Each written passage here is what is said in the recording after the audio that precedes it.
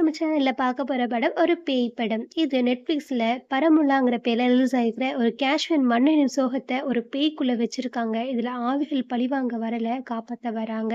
பரமுலா ஒரு பனி, ஒரு அழகு. ஆனா அந்த அழகுக்குள்ள ஒரு விஷம் இருக்கு. ஊர்ல இருக்கிற குழந்தைகள் எல்லாம் ஒண்ணு ஒண்ணா காணாம போறாங்க. இது தீவிரவாதம் தான்னு பேச்சு இருக்கு. ஆனா தீவிரவாதம் இல்ல.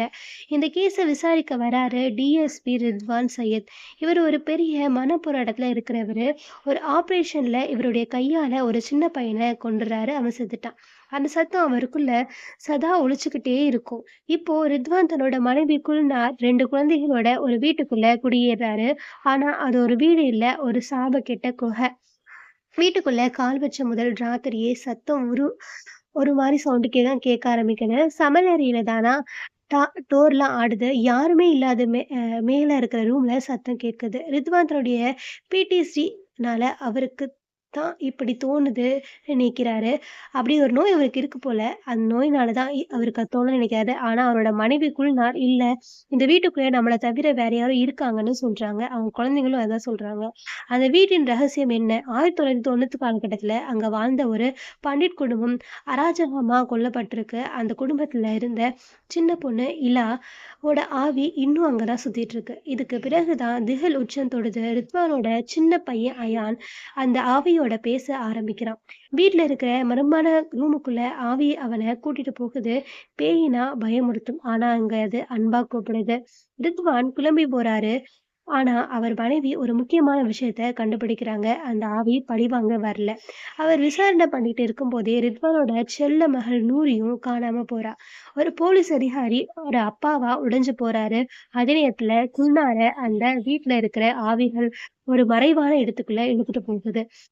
அங்க தான் உண்மை தெரியுது. காணாம போன எல்லா குழந்தைகளும் அந்த வீட்டின் அமானுஷ சக்தியால பத்திரமா ஒரு உலகத்துக்குள்ள அடைக்கலம் இருக்காங்கன்னு. ஆம் நண்பர்களே. தீவிரவாதிகள்லாம் கையில சிக்கிற குழந்தைகள ஒரு பேய் தான் ஒரு பாதுகாப்பான ஏஞ்சல் மாதிரி காப்பாத்திட்டு இருக்குன்னு சொன்னா நம்புவீங்களா? அப்படிப்பட்ட படம் தான் இது. தீவிரவாதிகள் அந்த குழந்தைங்கள கடத்துறதுக்கு முன்னாடியே அந்த குழந்தைகள பாதுகாப்பா வச்சுக்குது இந்த பேய். ஈசா அந்த காஷ்மீர்ல துயரமா உயிர் விட்ட சின்ன பொண்ணு. அந்த வலி அவளுக்கு தெரிஞ்சதுனால மற்ற குழந்தைகளும் அதே வலிய அனுபவிக்க கூடாதுன்னு அவ பாசத்துல காப்பாத்தியிருப்பா. கடைசி காட்சி ரொம்பவே அட்டகாசமா குழந்தைகள கடத்தி தற்கொலை தற்கொலை படைக்க தயார் பண்ணுற பாய்ஜான்னு ஒரு கொடூரமானவன் அவனோட ஆட்களும் அந்த குழந்தைகளையும் மீட்க இந்த காட்டு வீட்டுக்கு வராங்க. அவங்கள ரித்வானும் குல்னாரும் தடுக்குறாங்க. ஆனா அவங்க கிட்ட இருக்கிற துப்பாக்கி பலம் இங்க ஒரு ட்விஸ்ட்டா மாறிட்டு வீட்டுக்குள்ள அவங்க நுழைஞ்சிடுறாங்க. இந்த ஈசாவையும் அவங்க குடும்ப ஆவிகளும் மொத்தமா வந்து ரித்வான் குடும்பத்தோட சேர்ந்து அந்த தீவிரவாதிகள கொல்றது தான் இந்த கதையோட கிளைமேக்ஸ். எப்படி? இந்த கதை ஒரு பேய் படம் மட்டும் இல்லாம, காஷ்மீர்ல, பாகிஸ்தான்ல இங்கெல்லாம் என்ன நடந்துட்டு இருக்கோ, அத சொல்ற ஒரு கதையா இருக்கா? ஒருவேளை உண்மையிலேயே ஒரு பேய் அவங்களெல்லாம் காப்பாத்துனா எவ்வளோ நல்லா இருக்கும். டெய்லி ஒரு உயிர் அங்க போயிட்டு தானே இருக்கு. அப்படிப்பட்ட ஒரு கதை தான் இந்த பரிமுலாங்கிற ஒரு கதை. சரி, நாளைக்கு வேற ஒரு கதையில உங்கள சந்திக்கிறேன்.